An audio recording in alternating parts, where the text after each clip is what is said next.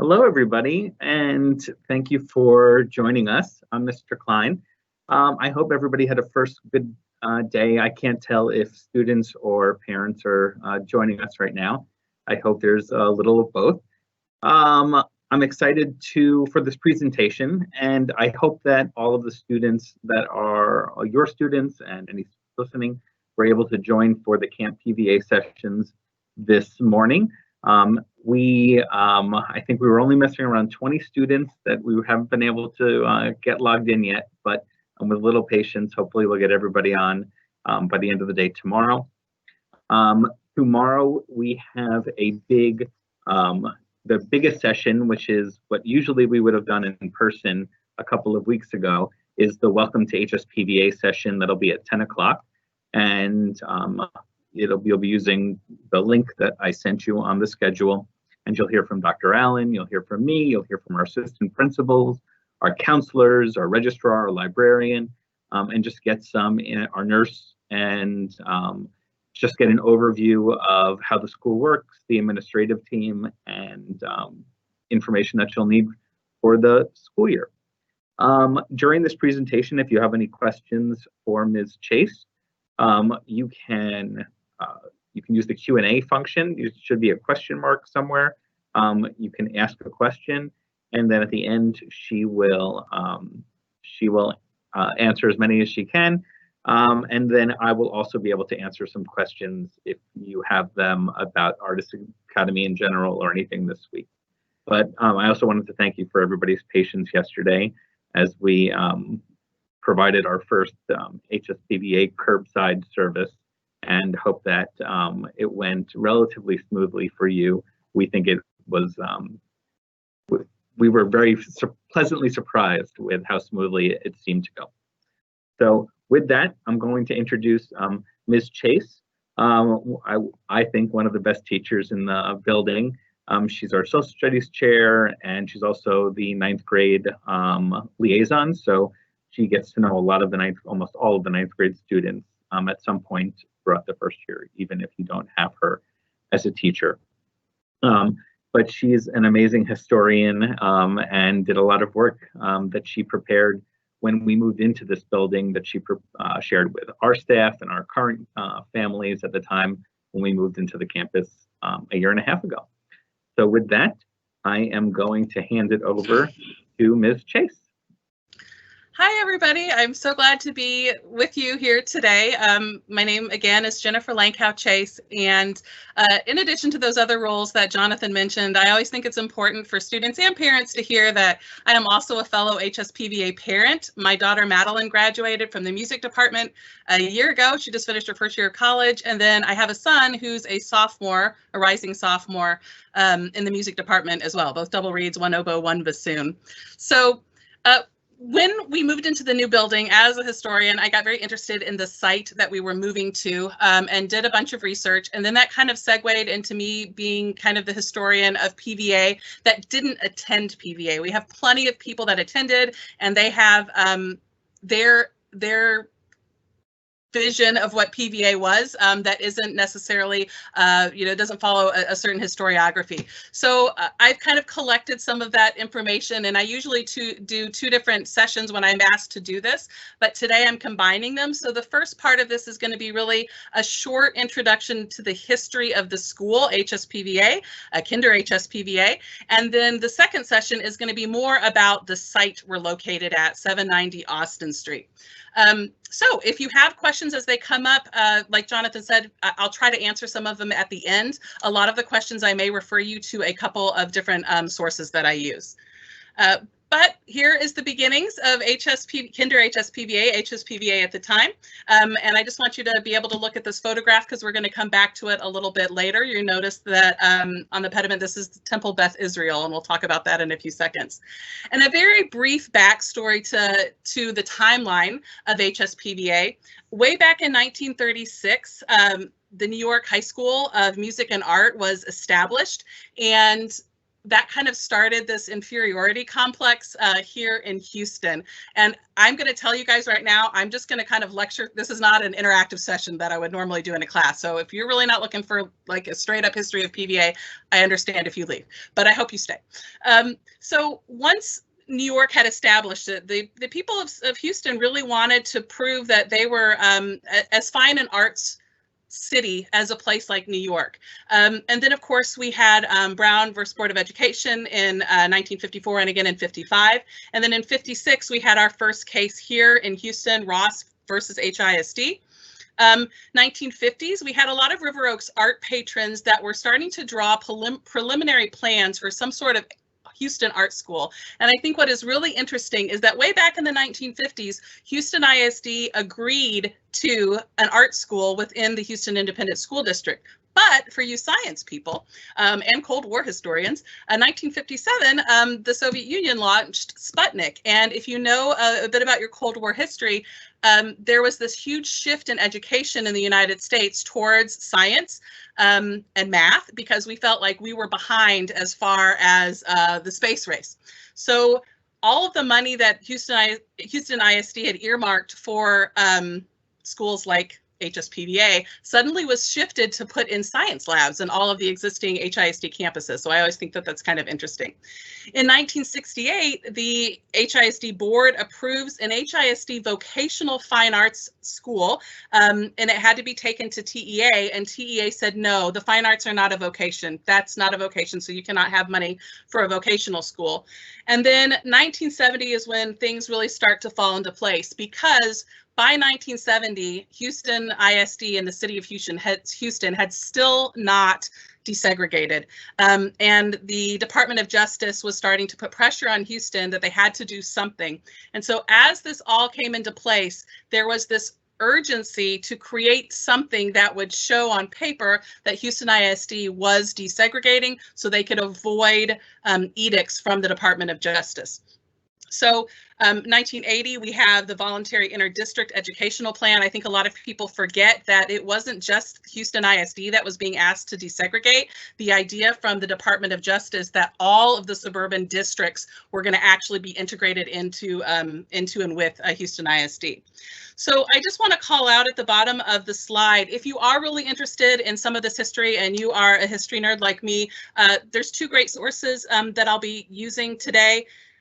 Talent Knows No Color, which is written specifically about HSPVA and now Kinder HSPVA, and also probably the best book about desegregation within the Houston Independent School District is Make Haste Slowly, and that is available from Texas A&M Press. So if you are interested in that specific history, I'm happy to direct you to those books. So what happens is there's this perfect opportunity for a voluntarily desegregated school, and it needed to be geographically centered in Houston to draw students from all over the district, but it also needed to be something alternative, because otherwise it wouldn't be any different from any neighborhood comprehensives. And so this was one of those things that it was just kind of a perfect microcosm of needs at the right time. And in the middle of all of this, a lady that we all know, name only at Kinder HSPVA, Ruth Denny, is involved in this early building of the school. She was a theater teacher at Lamar High School. She was well known throughout the state. She had already worked on a plan for the vocational school that was turned down by TEA. And she had just this amazing gift for recruiting talent. So students and parents, the next 4 years when we return to our beautiful new building, which will happen in the next 4 years before you graduate, you're going to be entering the Denny Theater quite a bit. And that Denny Theater is in fact named after Ruth Denny, who ends up being the first principal at Kinder HSPVA. And this was a quote that we attribute to her and sometimes is on some of our t-shirts. Education is an adventure and trust. And so this is the woman that shaped what becomes now Kinder HSPVA. Her legacy is still very much part of our school. You can see the long bumper sticker is still on her desk way back when. So in 1971, to 72, HSPVA Opens. So we are actually celebrating our 50th school year this year. It's just not our 50th anniversary. Next year will be our 50th anniversary. And the school was opened on 3517 Austin Street. And Austin Street is now, of course, the same street that we're on at our new building. So I think there's kind of some beautiful symmetry there. The building was what was the former Temple Beth Israel. It had been purchased by the city and then purchased by Houston ISD. Ruth Denny was given a couple of options for campuses, and this is what they picked because it had something that could serve as a stage. This is still in existence. If you don't know, it is now owned by Houston Community College on their main campus, and it is called the Heinen Theater. And someday, hopefully, when we can go to theaters again, you go in and take a look at it because it is a beautiful space. It still has the original stained glass window at the top of what is now the theater. And so the question always becomes, what is PVA? Well, it's kind of hard to describe. Is PVA the first magnet school? No, not quite, by a year. The first magnet schools were actually in Tacoma, Washington, if you're interested in that. But we very quickly did become the national prototype for a curricular themed magnet. So we were the first magnet school that had a curricular theme, which was arts. Are we different from other schools? Absolutely. We are the first to have 2 schools in one, with half of the day dedicated to pre-professional arts training and the other to normal academic course loads. So some of the other art schools, like the original New York High School of Performing Arts that eventually becomes LaGuardia, they only taught art at that school and the students took their academic classes elsewhere. And we were absolutely the first that combined those into one building. So I'm going to show you just a few early pictures, ones that I found when I was doing research, and they amused me for different reasons, because here is a picture of a rabbit. It's Latin for "the rabbit conquers all," Vincent Omnia. There's some stuff going on the board that would not take place in an academic classroom today. But you can already see it's going to be a little different from some of the other schools. And these are some other historical photos we have of some of the earlier students. The early students and parents really had to build the school from the ground up, especially at that what is now the Heinen Theater, but it was not meant to be a school. And so the summer before the school opened, it was all hands on deck, and parents and students were all volunteering to try and make that a workable space. Some more photos. Students, you'll see at the bottom left of your screen, one of our earlier happenings, and I hope that you get to experience those in the next 4 years. I'm sure you will. I have faith that you will. And these are just these wonderful things that happen on Fridays throughout the year, not everyone, where students can perform anything they want. It doesn't have to be part of their art area. And that started the very first school year, and they would sit outside to do it. We've moved inside because we have air conditioning, and it's nicer to do inside. So 2 quotes that come up, and again, I certainly don't have the time to get into the concept of how desegregation was handled in Houston ISD. It's still being handled in Houston ISD, to be frank. The idea was that we take students on the basis of talent, which knows no color lines, which obviously is not the same thing as desegregation or integration. But also there was this idea that there was going to be inattention to race and ethnicity and socioeconomic class or sexual orientation, and that was quite progressive for the time in 1971 for sure. So the school was already too crowded, obviously, because they were making a school out of a former Jewish temple. The move, or the desire to move to a new space, happened the moment they got in. They wanted a purpose-built space for this art school that was suddenly getting a lot of national attention because we have such great kids and students. We are so excited to welcome you into that environment. We are always amazed at what you guys do, and the world is watching, and the nation was definitely watching. And so there was this belief that we needed to have a proper school built for the performing and visual arts. So eventually the district, there were several plans that went back and forth. At some point they were going to build something from the ground up way up in Northwest Houston. And eventually they decided to go ahead and take over a former elementary campus in Montrose. And that is the building that we just left, 4001 Stanford. The problem was, as soon as we moved in, it too was already too small. There was a major water leak the first 2 months after it opened, second floor to the first. When I was there, something was always leaking. The jazz room was growing things, and we needed to move. It was built to be energy efficient, so we had no windows. Every classroom I taught in at PVA, at the old Montrose HSPVA, had 0 windows. And so there was this push for a new school almost immediately. Here are some pictures from the Montrose campus, the old checkerboard floors, spaghetti supper. If you are someone who has been associated with HSPVA, whether you were a student or you've had a former student and you're a parent, of course, Miss Bonner is in the bottom right of your screen with her performers there. Eventually we get to what are called the teenage years in HSPVA, and at this point things start to change quite a bit because we have gotten into the era of accountability metrics, and we are now required to test in academics. So we are a public school just like any other public school in the state of Texas, and we are required to administer STAR exams and follow the standards for our academics, etc., and the standards for fine arts that the state puts out. And so this kind of ended the era of sort of like a benign neglect from HISD, where they kind of let HSPVA do what HSPVA wanted to do. And so there were some growing pains within that. But I think what is really important to mention, especially if you have been within HISD, is that we have been around for 50 years now, and we have only had 5 principals. And I think that really says something about the continuity of the institution. So now at the very end, of course, Dr. Scott Allen and the former principals before, and that is Miss Denny, Miss Lauder, Watson, and Karpecki. So that's just a really kind of brief introduction to the history. And now I'm going to shift over to the history of the site, because this goes back to the earliest moments of Houston as a city. But we finally did break ground on 790 Austin Street, and I have been able to watch this throughout my time at PVA, and it's just been fascinating. I'm going to skip through some of these slides. Some of you don't need a whole history lesson on the city of Houston, although, as Mr. Klein will tell you, I am happy to talk about this at any time. So if you have questions, please email me. My degrees are in history and with a focus in modern Europe, so I'm not an Americanist, but I still love local history. So most of you know that that Houston was founded by the Allen brothers. Charlotte Allen, who was the wife of one of them, suggested they name it after the hero of the day, which was Sam Houston. And this is the original platting of Houston. This is important. I promise there's a purpose that I'm giving you. That most of these images come from special collections at the University of Houston.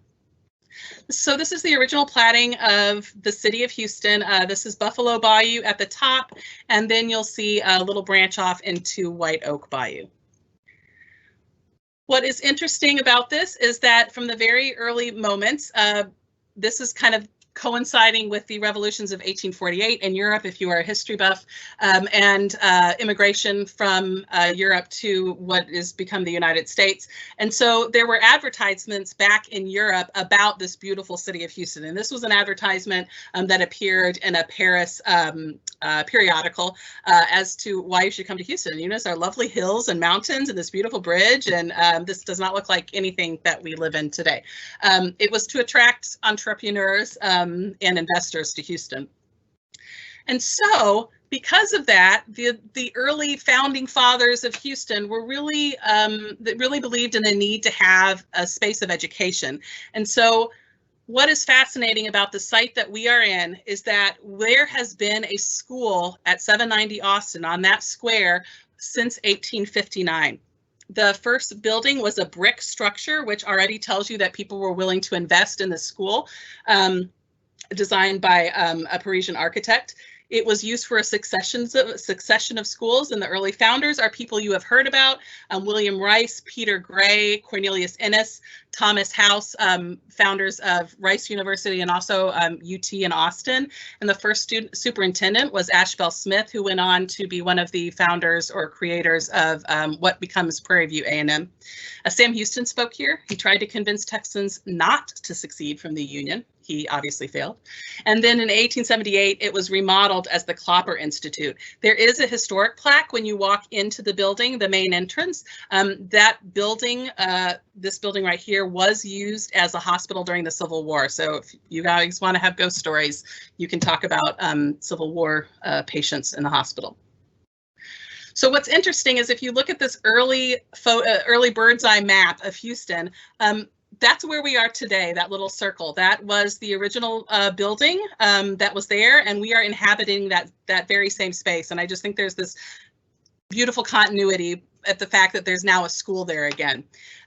Because it took a while to get there, as you can hear from all of us, and how long it took to get that new building. But just to give you a frame of reference, those two stars, that's the current site of Jones Hall and the current site of the Wortham Center, and so Main Street, and then you can see Carolina and Austin and Rusk. Here's a picture, again, a kind of a zoomed in picture of the original school and what the house across the street looked from it. So this is what downtown Houston looked like many, many years ago. Certainly not what we see today. A view from City Hall, you can see there again the cupola of the original building. Main Street in 1883, just for you to look at, our first opera house. I'm going to skip through these. By 1894, the original building was just too small, and so the city of Houston decided to build a new school, the Houston High School, and this is a beautiful Richardsonian Revival building that sadly burned down in 1919. And this same architect is also responsible for a couple buildings downtown the Cotton Exchange. I'm going to skip through some of those. The next building was built in 1921. You can see the change in architecture already. And this eventually becomes Central High School. And then after that, Sam Houston High School. And then after that, it was used as HISD administrative offices. And so again, if you know Miss Bonner, if you've heard of the legend that is Pat Bonner, she remembered signing her employee paperwork at this building. It was a U-shaped building. Right there. And I do want to call out, because eventually we'll all be on campus and you drove by, if you're not aware of what the building directly to our west is, that is the former U.S. Customs House, and that is a registered building today. It's a federal building, and it is the site of the Military Entrance Processing Station. So when people are just joining the U.S. military, the armed forces, that is where they go to take their oath and sign their paperwork and have their physical. So it's very common when you're around our building to see people in military uniforms, and you're like, where are they coming from? It's the building right next door to us. It's a federal building. There's also a post office in there. If you want to go through a metal detector to mail, you can. And then another piece of little trivia, that building that I just showed you was in fact the site of Lyndon Baines Johnson's brief teaching career. He was a teacher and went to a teacher's college, or what was called a normal school. And his first teaching job was in Houston ISD as an English and debate teacher for Sam Houston High School. And there he is in the back with his very successful debate team. They were known in the state within a year and had big rivals with Lamar. He has several thoughts about that, but basically Houston was paying more, and he had an uncle that was able to get him the job. He didn't last long. Sam Houston High School still exists in HISD, but they moved their campus north, and so now it's Sam Houston Math and Science Center, which is still a comprehensive high school within HISD. Here's the HISD Administration Building in 1972. And eventually that building too was torn down. These are some of the granite pillars that were left. There is a rumor, and I have not been able to confirm this, so if any of you know, please let me know, that some of those granite pillars were taken to the LBJ Ranch in Central Texas and are somehow part of that, but I have not been able to confirm, and I sent an email and people were busy and didn't respond to me. And then finally, this is what we were looking at for several years, was just a surface parking lot in downtown Houston. And as the city has kind of poured resources into downtown, that land, got looked at by a lot of people. But what was really interesting is how excited the downtown community was to welcome us as a school, as a performing and visual arts school, to downtown. And there are several agencies and nonprofits in the downtown area that have really been very gracious and welcoming us and wanting to be involved with what our students are doing and performing. There it is from a different view. And then finally we start groundbreaking, and then we got stuck at that stage for a while, and everybody was wondering if we were ever getting a new building, but eventually we got there, and that is the building that you guys will be inheriting today. So it's just this amazing continuity that there is now a place of education in the same site that Houston, the city of Houston, had its first institution of education. And I can't wait until you guys can be back on campus and experience the school. It's beautiful. It has its quirks like every building does. We learn new things every day. We miss it terribly, but I know you guys, especially you coming in as freshmen, I'm happy for you because I think you're going to have several years to be able to experience this beautiful building and being downtown. It's been really fun. We miss some things about the old campus and its little neighborhood, but it is really neat to be downtown, and our students are able to take advantage of that location with their arts classes quite a bit. So that's really all I had for you. I wanted to keep it to a half an hour so we have time for Q&A, and I also know that Mr. Klein is happy to answer some logistical questions about Artist Academy. So I am going to turn it back over to Mr. Klein and then look at some of the Q&A questions. Okay, so thank you very much, Ms. Chase. So if you have any questions, no questions have come in so far, but if you have any questions for Ms. Chase or for me, you can feel free to ask them now in the chat. They won't become public yet. I'll be the only one who sees them, and if there's stuff that applies to everybody, I'll make them live, and Ms. Chase will be able to answer them. Otherwise, I'll wait another minute, and if we don't see anything, then we will let everybody go, have a great dinner, and then we will see you tomorrow morning. Hopefully, all of you for our welcome session that had to be rescheduled twice now, but hopefully everything goes smoothly, and tomorrow morning we'll see all of you at 10 a.m. So we do have a great question. I'm going to publish it for Ms. Chase to see, and I can probably help with this also, but Ms. Chase, from Montrose to Austin, how has the school's vision been refreshed and updated?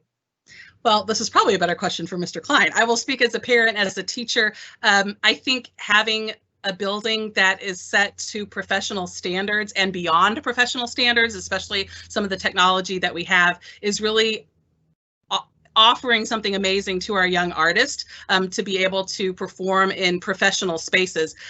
Montrose was make do. We did amazing things in very, very confined environment. And our kids, our students, I shouldn't say kids because you're students and that's different, did some amazing things. But now we have this professional space that allows our students to gain experience in professional ways that we just didn't have at Montrose. But clearly, probably the vision is better for Mr. Klein to answer. So what I would say is, for a school that's 50 years old, we've only had 5 principals. And so those principals have stayed around for a while. Dr. Allen has now been here. I think this is his 10th year.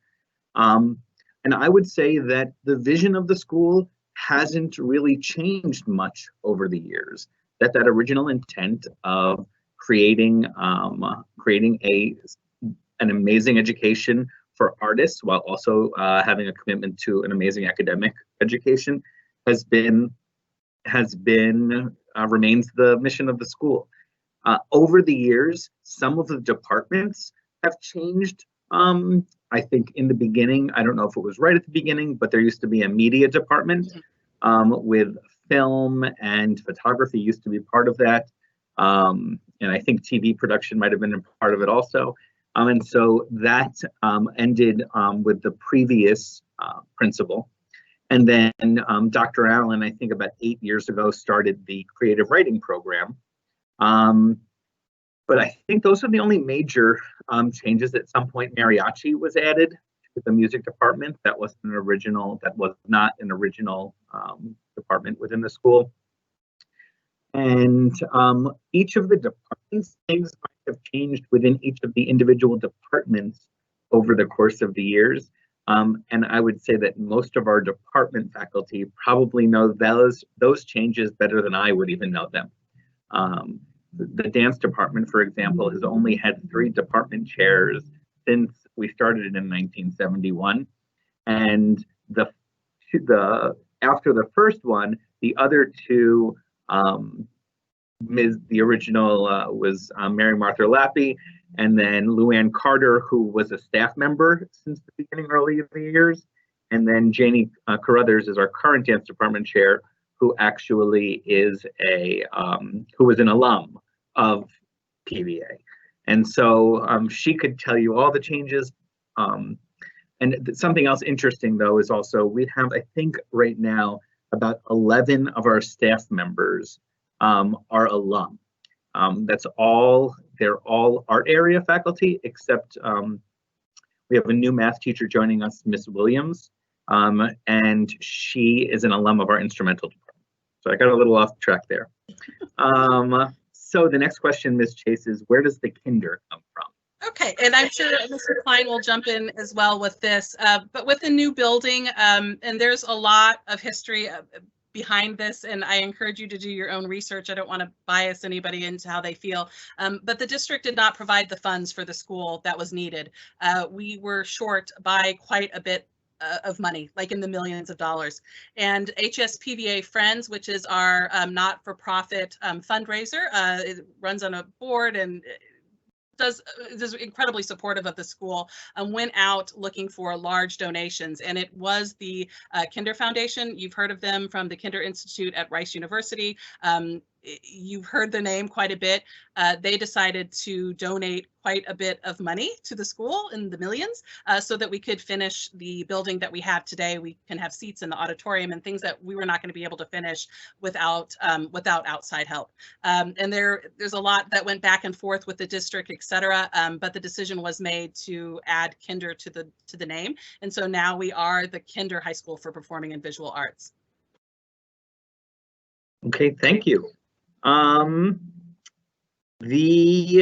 There was a question about how old was the Montrose campus. It opened in January of 1982, and we were there until 2018, I think.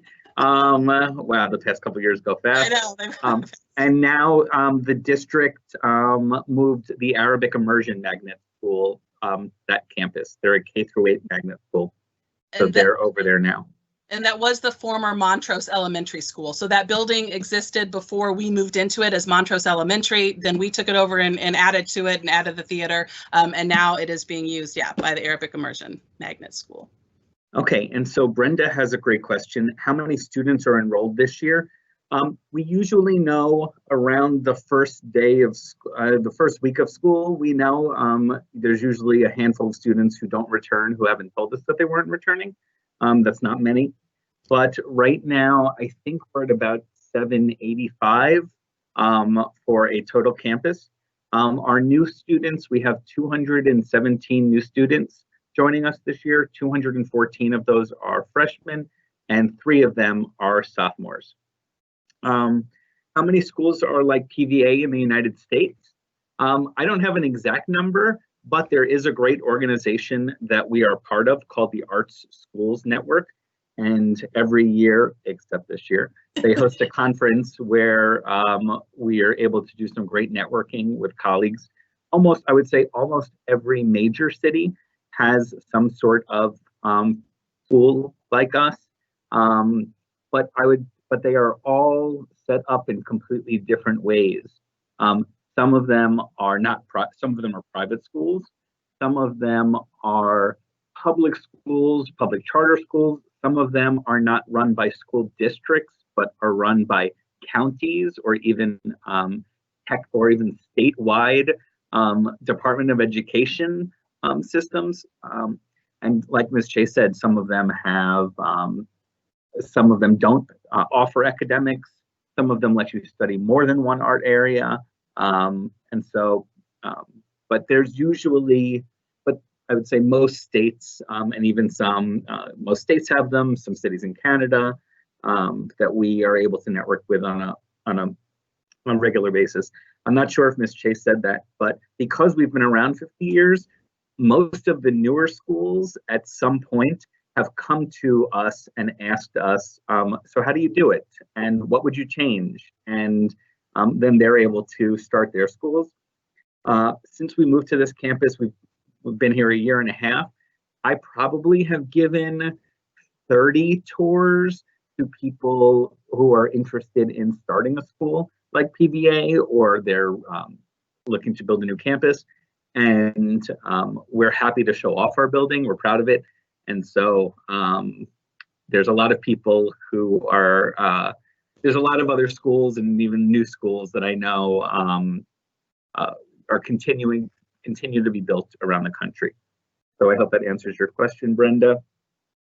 Okay, Ms. Chase, what are the school colors? What's the name of the mascot? Okay, this is fun. There is nothing official about a mascot. We do not have sports teams, so I guess the need for a mascot was never realized. However, the unofficial mascot of Kinder HSPVA is an octopus. So you will see that our creative writers they publish a literary journal magazine, and it's called Octopus Inc. You'll see some octopi or octopods in some of our t-shirts that students generate. So yeah, the unofficial mascot is an octopus. We do not have an official mascot, and the school colors are often a matter of debate. Again, we didn't have official school colors. At one point, the PTO actually funded a new paint job at the Montrose building because it was looking pretty shaggy. And they used red, the original school, and gray in the classrooms. And so the unofficial schools became red and gray, and that is why we still we still have red and gray days as far as our schedule, but those are not official schools. When we moved into the new school, a new color palette was chosen, and Mr. Klein taught me all about Pantone colors. I didn't know because I'm a history teacher. And we do have a new color scheme that you'll see within the school and a lot of our signage and things like that are some more cool colors. So there is no official color. It's hard to tell you, which gives us some latitude, I think, but it's not like you could do, you know, a black and gold color scheme for your students' graduation, and that would somehow mean HSPVA. Right.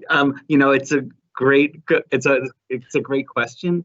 I would say one of my background is marketing and branding before I switched to education 10 years ago. And when we moved into the new building, it's not that our colors changed, but we worked with an organization to help provide a new logo. And this was actually happening before the Kinders even got involved as supporting the school. So we were going through a brand refresh, and before the current logo that you see on the screen right now, you might see like some 70s, it looks like it's 70s or early 80s font that looks a little Star Wars with HSPVA letters on it. So we were moving on from that to try to modernize it.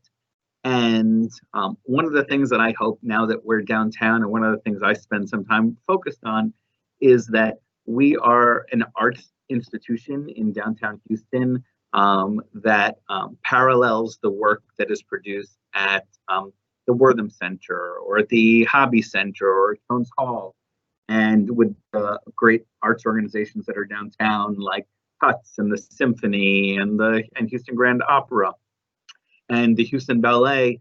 And so I'm hoping that our brand is as recognized as all of those other brands. And so we just have a color palette that's warm and friendly and creative.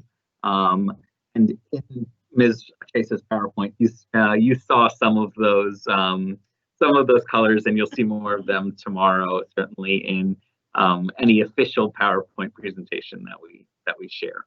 And you remember all the signage when you came in and auditioned last year, all of our banners. So that's what we like to do. So last question, and then if you have some questions if you have some questions about just Artist Academy in general or this week's events, you can start asking those. Brian asked, how are the art areas decided? And Jen, do you have an answer? Go ahead. It was mainly, sorry, we're echoing. It was mainly organic, based on Ruth Denny and what she thought she could attract as far as teaching talent. And so she was working within HISD and had been within HISD. So there were several art teachers that were currently teaching that were, kind of experts in their field and state, known across the state and the country. And so that's really where she started.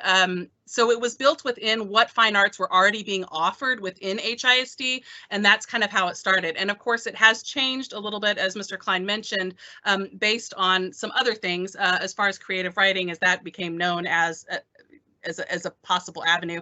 And because the media production became really problematic for a lot of reasons, especially for a public school that depends on public funding. To keep up with some of the technology was becoming very difficult in the 90s, so they went ahead and got rid of that department. So it really was, the art areas really were kind of Ruth Denny. That's why we call her, like, the mother of the school, because it was really what she felt she could attract talent-wise to start these departments.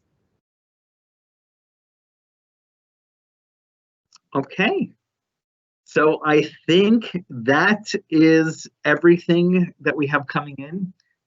Thank you to Ms. Chase for taking your time and always saying yes to whenever I ask her to do anything. But I know that she's passionate about our new students and making it a great environment for students and parents. So we look forward to seeing you tomorrow at 10 a.m. For the big welcome to HSPVA. Usually that would have happened before today, but we weren't able to reschedule after it had to get canceled yesterday. We couldn't reschedule it until tomorrow, but we wanted to keep this session with Ms. Pace. And I think that's it. If I don't see any other questions, she does. Somebody said Ms. Chase, she knew all about HSPVA. She does know all about HSPVA. That is correct. There's a lot of things. She knows a lot of things.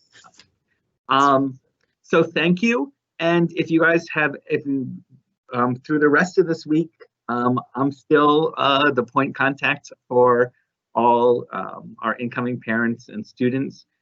That will change on Tuesday, because once the school year starts, I've already started work on what we're going to be doing for next year's auditions, which is going to look probably very different than what you all went through last year.